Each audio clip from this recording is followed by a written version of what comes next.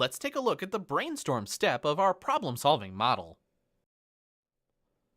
Brainstorming, which is step 3 of the problem-solving model, produces as many alternatives as possible.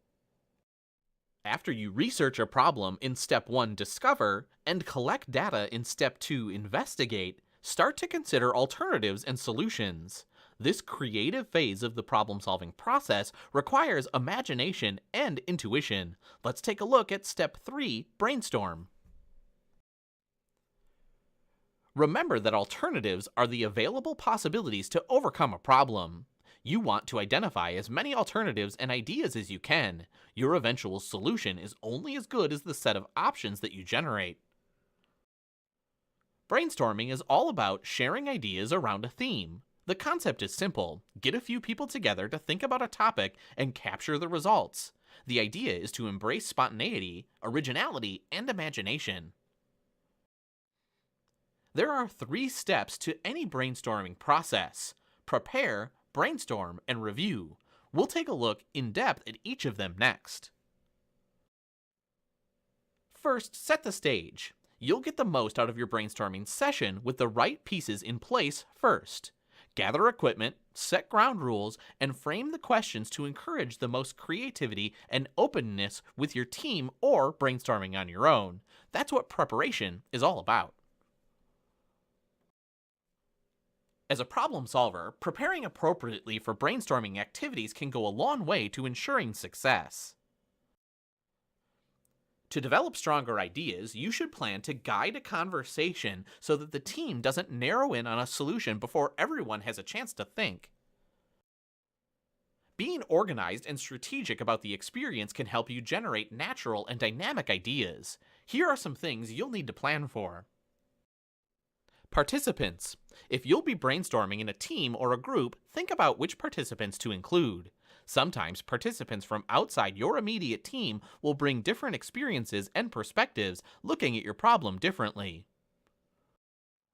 Location. Decide where you'll brainstorm. Ideally, brainstorming will take place in a venue outside your usual workspace. An outdoor space such as a garden or a park, or a meeting room at a coffee shop or a library might ignite more creativity. Even a conference room in another area of your building with sufficient space and a quiet atmosphere is a great choice. Equipment. What you need will vary depending on the method you choose to use. In general, you'll want your group to have post-it notes and pens or markers, and typically an easel or poster to which you post your ideas. If you're on your own, you might want to use a laptop or a notebook to capture your thoughts. There are even internet or application-based options if you're interested in exploring more technological approaches to a brainstorming session. Goals. Like in any process, planning for an achievable goal will set you up for success. Think about a goal in terms of quantity and timeline of your session. Will it be to get 100 ideas or spend 10 minutes listing different alternatives? Prompt.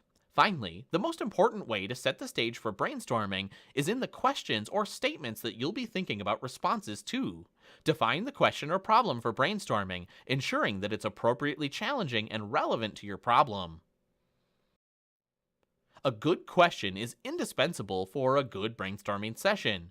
Your "how might we" statements make a perfect brainstorming prompt. Post your question or prompt on the wall or in an easel, and you're ready to go with your brainstorming session. Responding to a specific problem or question, participants in a brainstorming session express their suggestions or ideas quickly and spontaneously, without much processed thought or reflection. In brainstorming, you'll generate a few ideas. It's that simple. There are many ways to brainstorm alternatives depending on your preferences and the makeup of your team. In general, to execute brainstorming, simply start thinking of alternatives. The goal of brainstorming is to examine complex issues and encourage broad idea generation. In a creative process such as brainstorming, it's important to first diverge, to think about what you're doing in as many new ways as possible. Then you'll want to converge on a small number of ideas to contemplate it in more detail. Brainstorming with a team is more effective with a few important guidelines in place. Review these reminders together before you begin to encourage creativity and the free flow of ideas. First, concentrate on quantity. Churn out as many ideas as you can as a group. Second, don't criticize others. All ideas are good ideas. Third, elaborate and build. Say yes and instead of but. Group brainstorming is just what it sounds like. Perhaps the most basic or commonly considered brainstorming technique, group brainstorming is simply getting your group together to come up with ideas. Once you've prepared, your team should start by jotting down their own ideas on post-it notes as they come to them. Writing down as many ideas first can help engage reserved participants. Just simply ask everyone to write one idea on one post-it note and then move on to the next. It also capitalizes on the variety of perspectives that you've gathered to think about options before one idea is shared, then that starts to influence thoughts of the rest of the group. When you've met your goal, everyone should share their ideas. Post the single post-it notes with one idea on the wall to create a visual collection of the group's thoughts. As you post them, you can categorize them to theme or develop categories around each idea. Consider bad ideas. Good ideas are great, but bad ones can be just as good. Those impossible, terrible, groan-worthy ideas open the imagination and help us to get in touch with creativity. Play is key to innovation, and bringing play into work means creating space to discover, fail, and try out new ideas. That's why we should consider bad ideas. In brainstorming, bad ideas can spark shifts in the mindset and lead to creative solutions we wouldn't otherwise have uncovered. Another variation on brainstorming in a small group is the group passing technique. This technique requires the team to build off one another's ideas. It's pretty simple. Each person should be given a blank sheet of paper. They start by writing one idea on that paper and then passing it to the person to the right. The paper or the person continues to move to the right, expanding on or giving a new idea based on that previous idea or some new creative thought. Group passing works well because after reviewing the idea contributed by the person on the right, each participant can either add a second new idea or flesh out that first idea in different or greater detail. Repeat this cycle for as many people as are participating, or another number of rounds that make sense for your group or problem statement. Mind mapping stems from another simple idea. Sometimes you need a visual representation of your thoughts to brainstorm ideas, see new connections, or retain information. Part of the challenge of brainstorming is trying to catch every idea swirling through the air. Mind maps are a creative diagram used to capture the flow of ideas so you don't miss anything. When you mind map, you start with a topic or question related to your problem at the center of the mind map and branch off to include every participant's thoughts. After you get all of your team's ideas out, it's important to reflect on what you've heard. What ideas rose to the top and why? Which ideas worked best together? Which can you use first and which need more fleshing out? Make the most of your brainstorming by answering these questions while the ideas are fresh in your mind. Review and refine your ideas. Now that you have all of your ideas in writing, it's time to review them and strategize about how each of them might have the potential to solve your problem. They need some fleshing out to become alternatives, available possibilities to overcome your problem. The reflection step allows you to debrief as a team and have people prioritize thoughts, comment on their favorite ideas, and ask important questions. The goal of reflection is to capture the top 3 to 5 ideas you just heard.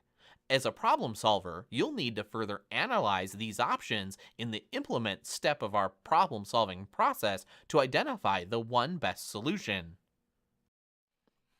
Here are some steps to take to conclude your brainstorming session. Brainstorming works best if you take the time to prioritize and categorize your ideas right away. As you review all of the ideas in the room, move the most urgent or viable to one area to help them stand out.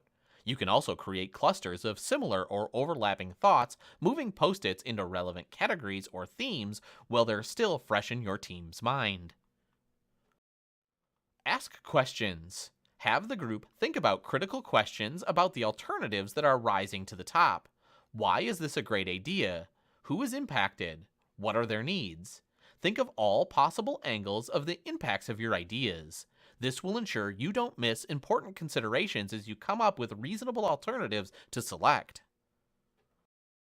Remember that the goal of brainstorming is to identify 3 to 5 ideas. A great way to accomplish this is to have participants rank the ideas or vote for their favorites during reflection. Have everyone rank each idea or use a small slip of paper to record the rankings with numbers or of some sort of voting system. You could also give each participant a few colored sticky dots, 3 to 5, and invite them to vote for the ones they think will work best.